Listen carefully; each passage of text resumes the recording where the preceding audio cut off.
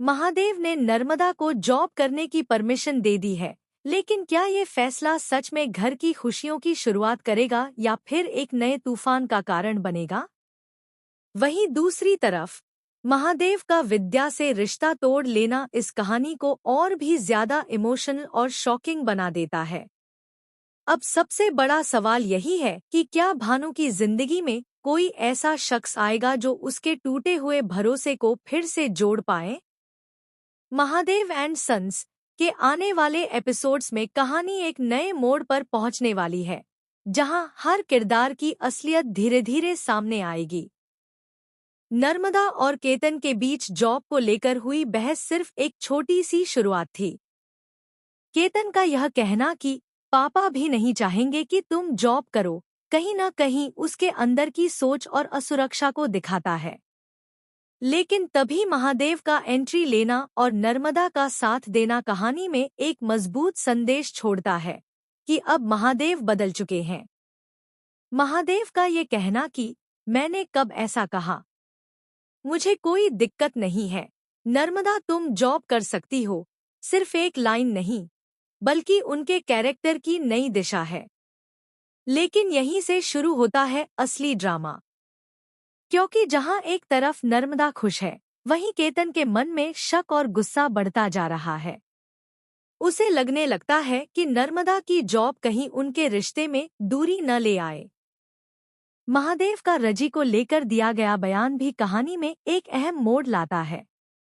वो कहते हैं कि उन्हें रजी के काम करने से कोई परेशानी नहीं, लेकिन उसकी पढ़ाई पहले पूरी होनी चाहिए।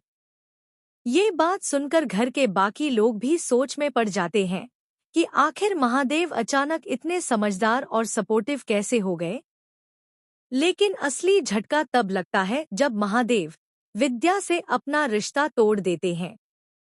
वजह बनता है रजिया और धीरज की शादी का सच, जो अब तक छुपा हुआ था।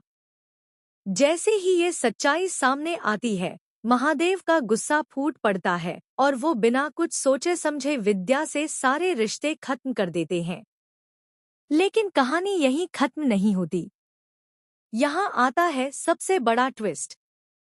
पूरा सीन अचानक बदल जाता है और पता चलता है कि ये सब कुछ विद्या का सपना था। एक ऐसा सपना जिसने उसे अंदर तक हिला दिया है। वो घबराकर उठती है, उसके चेहरे पर डर साफ दिखाई देता है। उसे डर सताने लगता है कि कहीं ये सपना सच न बन जाए। क्या सच में महादेव उससे रिश्ता तोड़ देंगे, या फिर ये सिर्फ उसके डर और अपराध बोध का नतीजा है? विद्या अब हर कदम बहुत सोच समझ कर रखने लगती है। वो कोशिश करती है कि सच्चाई कभी सामने न आए, लेकिन क्या सच हमेशा छुपा रह सकता है? अब कहानी का फोकस आता है भानु पर।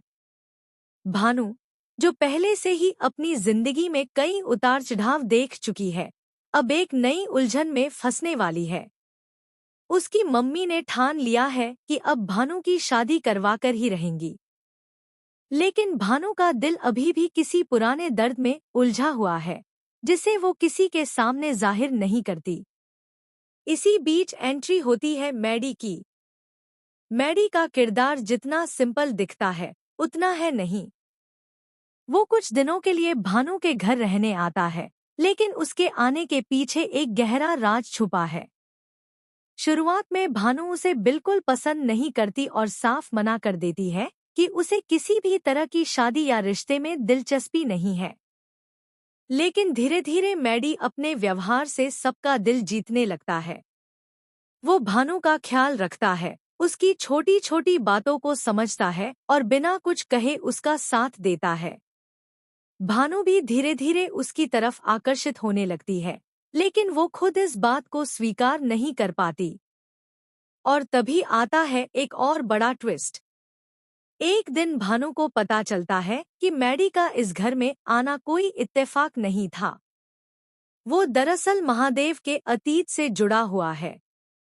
इतना ही नहीं, मैडी के पास एक ऐसा सच है जो पूरे परिवार को तोड़ सकता है। क्या मैडी सच में भानु के लिए आया है या फिर उसके पीछे कोई और मकसद है? क्या भानु एक बार फिर दिल टूटने का जोखिम उठाएगी?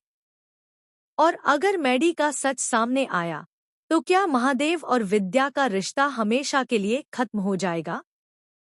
कहानी अब एक ऐसे मोड़ पर खड़ी है जहां हर रिश्ता, हर भरोसा और हर सच की परीक्षा होने वाली है। प्यार, धोखा, डर और सच्चाई, सब कुछ एक साथ सामने आने वाला है। तो अब देखना ये होगा कि क्या नर्मदा अपने करियर और रिश्ते दोनों को संभाल पाएगी? क्या विद्या अपने डर को हकीकत बनने से रोक पाएगी? और सबसे बड़ा सवाल, क्या भानु को उसका हमसफर मिलेगा, या फिर ये कहानी एक और दिल टूटने के साथ खत्म होगी? आप इस पूरे ड्रामा और ट्विस्ट से भरी कहानी के बारे में क्या सोचते हैं? हाँ,